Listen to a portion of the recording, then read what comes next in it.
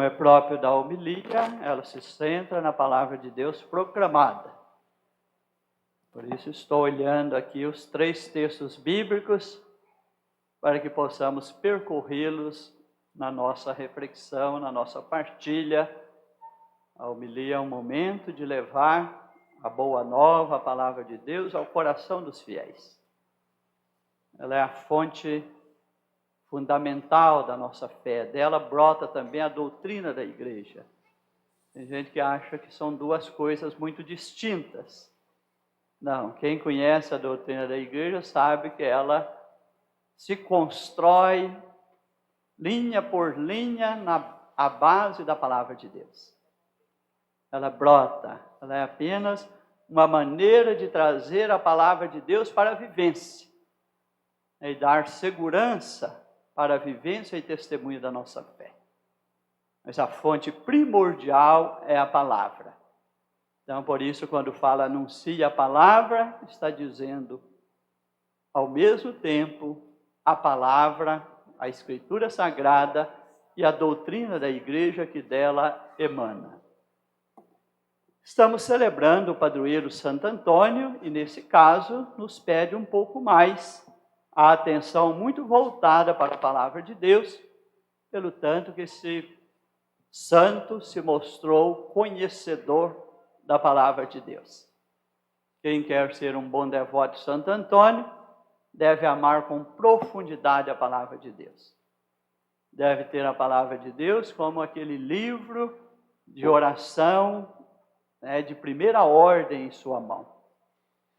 Conhecer através de leituras, de estudos e também pela leitura orante, para que a palavra de Deus saia do livro sagrado e entre no nosso coração, na nossa mente e molde a nossa vida, oriente o nosso viver. Isso é fundamental, senão podemos até ser pessoas que rezam, pessoas que têm devoção, mas podemos não ser cristãos. Muita gente reza, é devoto de determinados santos, mas não significa que seja cristão. Às vezes a maneira de viver não condiz com o Evangelho. O Evangelho, a palavra de Deus, está ensinando um caminho, a pessoa está andando por outro. Ela não pode ser considerada cristã. Por isso diz, ser cristão no nome e no testemunho. Não basta ter o nome de cristão. É importante sermos cristãos na vivência, na maneira como orientamos a nossa vida, nos ensinamentos do Evangelho. Por que faço a introdução dessa forma? Porque o Evangelho conclui justamente com estas palavras. Portanto, quem desobedecer a um só destes mandamentos, por menor que seja, e ensinar outros a fazerem o mesmo, será considerado menor no reino dos céus. Porém, quem os praticar e ensinar, será considerado grande no reino dos céus. Então, hoje nós estamos falando de alguém grande no reino do céu. Estamos falando de Santo Antônio. Grande porque ensinou e testemunhou o Evangelho. Por isso, a igreja nos propõe, junto com esse Evangelho, essa carta de São Paulo a Timóteo. Paulo ali, zeloso no apostolado, ele introduziu Timóteo também no serviço do Evangelho e se mostra muito próximo de Timóteo, dando a ele apoio e fazendo exortações, para que ele seja um pregador do Evangelho autêntico. Então, hoje nós temos, nesse texto que nos veio, desta carta, vamos ver aqui qual que é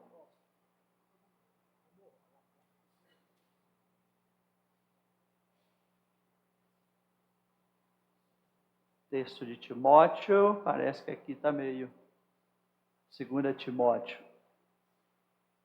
Sim, está aqui o texto de Timóteo, na segunda carta, no capítulo 4. Ele está dizendo a Timóteo, sobretudo, sobre a pregação. Insiste, ou ele diz a ele, peço com insistência, proclama a palavra de Deus, insiste oportuna ou inoportunamente, argumenta, repreende, aconselha com toda a paciência e doutrina. Então, Santo Antônio praticou o que Paulo exorta a Timóteo. Então, podemos colocar Santo Antônio aqui no lugar de Timóteo e podemos também nos colocarmos em lugar de Timóteo.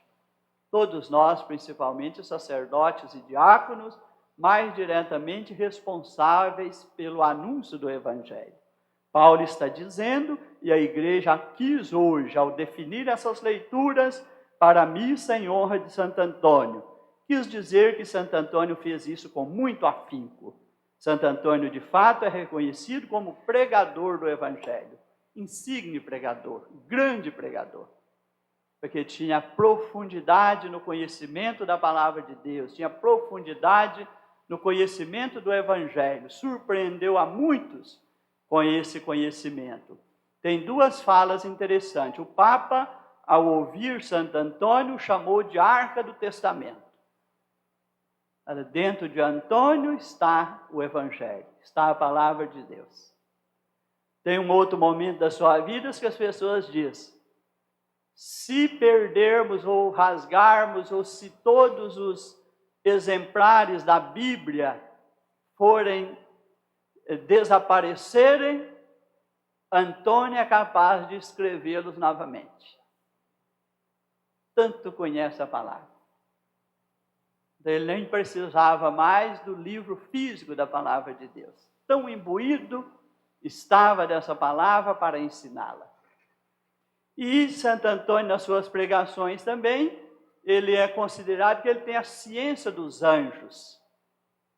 Ou seja, ele tinha de fato uma facilidade devido a uma intimidade, que estamos falando de um homem de oração, de uma seta, de um místico. Diz que ele tem a ciência dos anjos, ou seja, ele fala dos mistérios de Deus com facilidade.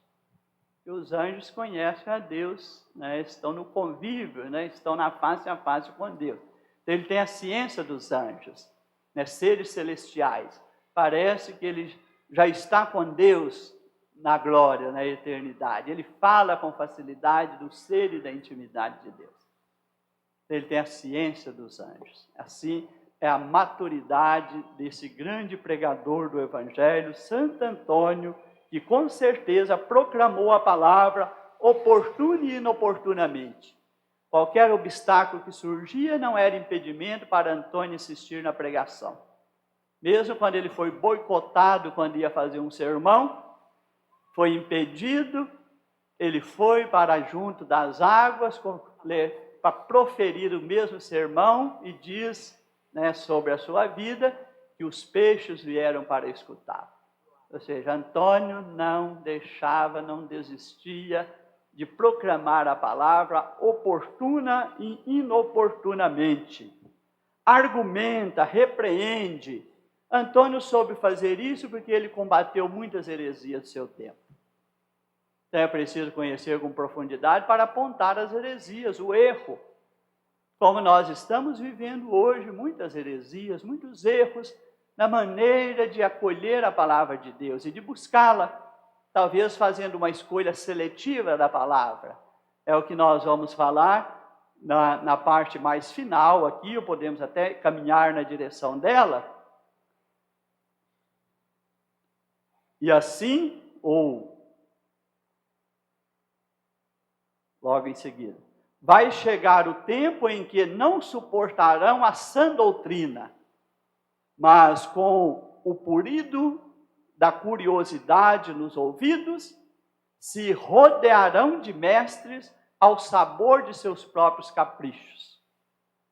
Parece que vivemos isso hoje, dependendo, né, se a igreja, né, e aqui podemos até já nos pensar no Evangelho, com as bem-aventuranças, onde nós temos o Sermão da Montanha e a releitura dos mandamentos, hoje está sendo uma dificuldade pregar as bem-aventuranças e pregar os mandamentos. Porque você tem que falar só do amor a Deus, não pode falar do amor ao próximo. Quando você começa a falar de justiça, de pobre, de exploração, de crime ambiental, fala que você não pode falar esses assuntos na igreja. Os ouvidos seletivos, isso não é assunto da igreja. A criação não é assunto da igreja, a obra de Deus destruída não é assunto da igreja, a dignidade das pessoas não é assunto da igreja. Santo Antônio, como você vai pregar o evangelho sem falar de justiça? Como você vai pregar o evangelho vendo pessoas abandonadas na sociedade e falar está tudo bem, está tudo certo? Como você vai pregar o evangelho vendo as cadeias abarrotadas de gente por causa de uma sociedade que não prioriza as pessoas, mas prioriza o dinheiro e vai falar está tudo bem? Como você vai ver tantas pessoas assoladas na pobreza, na sociedade em que vivemos, vivendo quase que na miséria e dizer, está tudo bem? Aos ouvidos seletivos. Quando a igreja começa a falar dessas coisas, por isso Jesus fala, eu não vim abolir a lei, eu vim completá-la. Então ele vem mostrar que a lei tem o amor a Deus e tem o amor ao próximo. Jesus mostrou ao mesmo tempo sua intimidade com o Pai na vida de oração. O Pai está em primeiro lugar em sua vida. Ele mostra, eu estou no Pai, o Pai está em mim. As palavras que vos falo não é minha, é do Pai que me enviou. Mas Jesus volta a sua atenção para as pessoas. Ele exerce a misericórdia, exerce a compaixão, exerce a ternura. Vê as lágrimas das pessoas, vê o samaritano caído, vê a ovelha ferida. Jesus olha para as pessoas a partir daqueles que estão vivendo maiores fragilidades. Nós não podemos tirar isso da palavra de Deus. A igreja não pode focar a sua pregação só no amor a Deus. Ela tem que mostrar que a mesma palavra, Jesus depois vai dizer, então ele veio completar. Alguém disse, o maior mandamento é amar a Deus sobre todas as coisas? Jesus falou, com certeza, esse é o maior mandamento. Mas não esqueça o segundo, que é tão importante quanto este, amarás o próximo.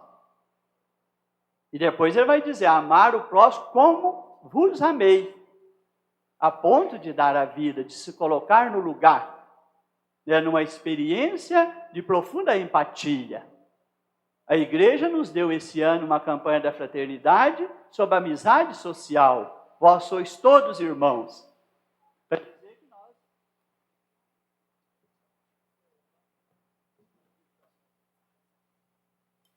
Para mostrar que nós não estamos bem no segundo mandamento. As nossas relações não estão boas, as nossas relações estão fragilizadas, estão difíceis. Estamos precisando crescer no amor ao próximo. Basta ver a maneira como está nos mandamentos. E aqui o Sermão da Montanha é bem-aventuranças. A justiça tem 2 citações. Os mandamentos tem 3 para amar a Deus e 7 para amar o próximo e desprender das coisas terrenas. Qual que é a nossa dificuldade hoje? Dificuldade de amar ao próximo com verdadeira entrega e doação e dificuldade de desprender das coisas terrenas. 7 mandamentos nos diz respeito a estes. Como lidar com as coisas terrenas com desprendimento e como ter verdadeiro amor e fraternidade nos nossos relacionamentos a partir do convívio social. Santo Antônio não se safou dessa pregação. Santo Antônio não ocultou o mandamento do amor ao próximo. Mostrava-se muito sensível e próximo. Por isso a igreja falou, seguir os mandamentos da forma que ele pregou, mas também mostrar-se próximo das que ele nos ajude e nos socorra em nossas necessidades. Tem muitas pessoas entre nós vivendo situação de verdadeira necessidade, que pede uma igreja próxima, amorosa, que esteja ali de forma solidária, com a mão estendida, para cuidar de todos. Esta é a missão da igreja. E Santo Antônio é lembrado pelo pão, a dimensão da partilha, que tanto o inquietava. Nas suas pregações tinha o conteúdo doutrinário extenso, mas Santo Antônio sempre lembrava da solidariedade, da partilha.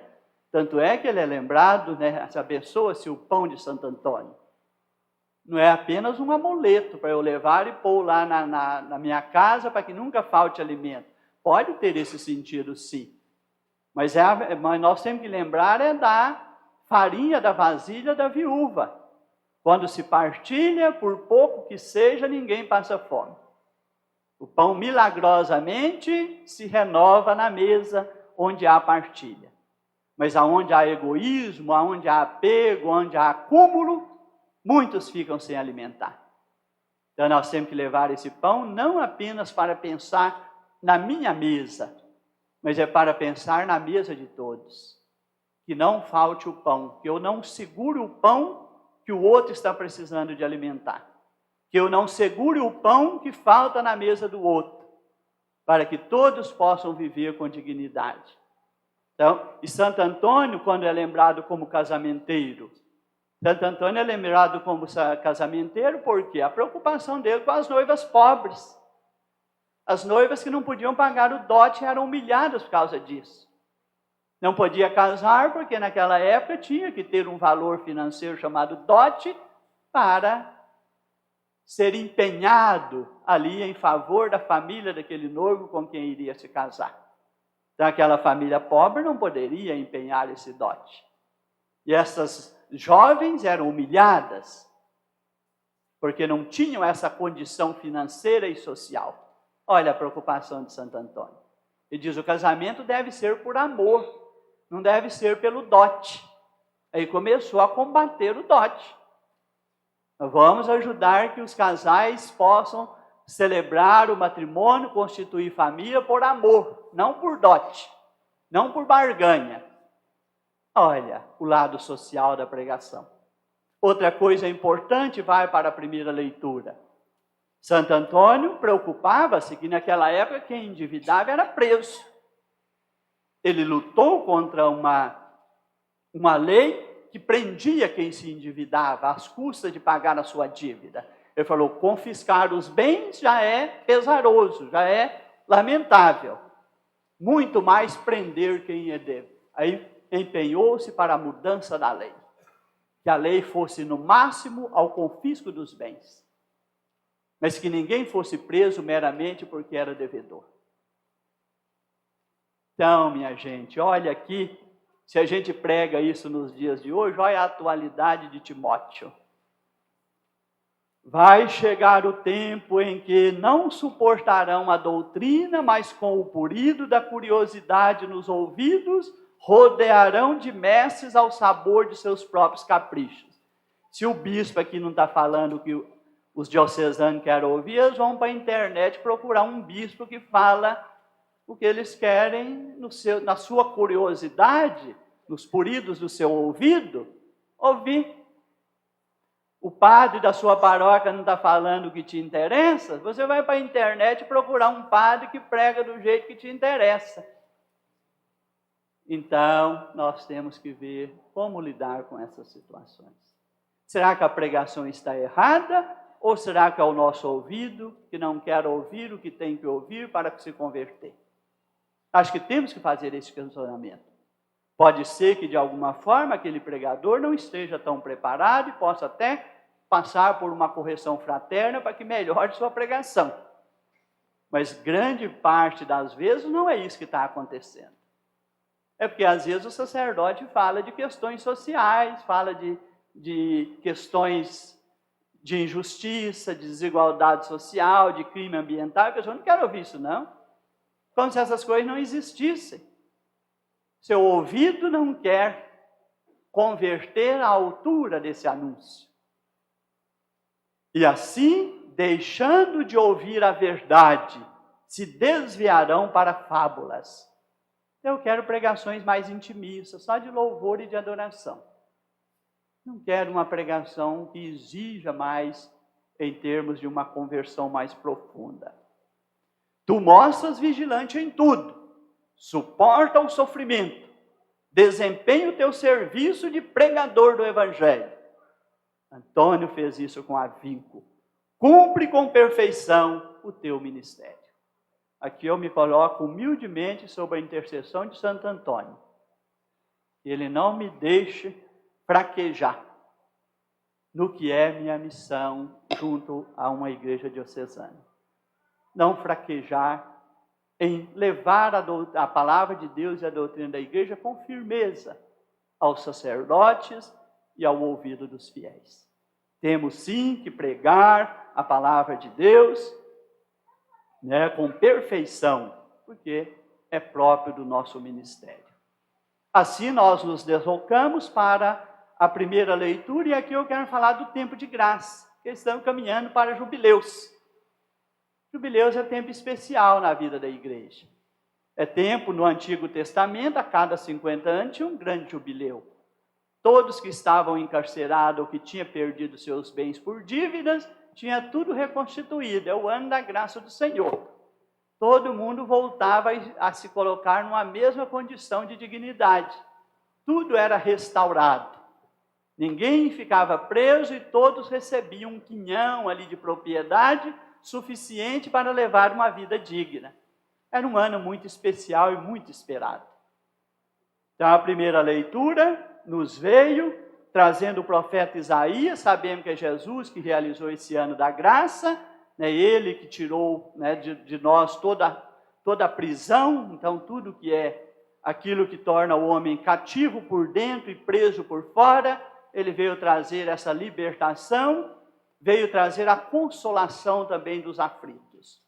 O Papa, então, para o próximo ano, teremos aqui em nossa diocese um duplo jubileu. Um jubileu que é jubileu do ano 2025, a igreja no mundo inteiro vai vivenciar esse jubileu, a igreja o faz a cada 25 anos, para nos ver o tempo que passa, a vida que transcorre, fazer uma parada orante no curso do tempo e da história. Então, a cada 25 anos, é hora de parar e ver que a vida, o tempo estão transcorrendo. E fazer-nos olhar para o juízo final, para o tempo de Deus. O Kairos, e o Cronos. O tempo da vida terrena, que é Cronos, um tempo que passa e se conta em anos, ele não pode ser vazio de Kairos, do tempo de Deus, do tempo da graça.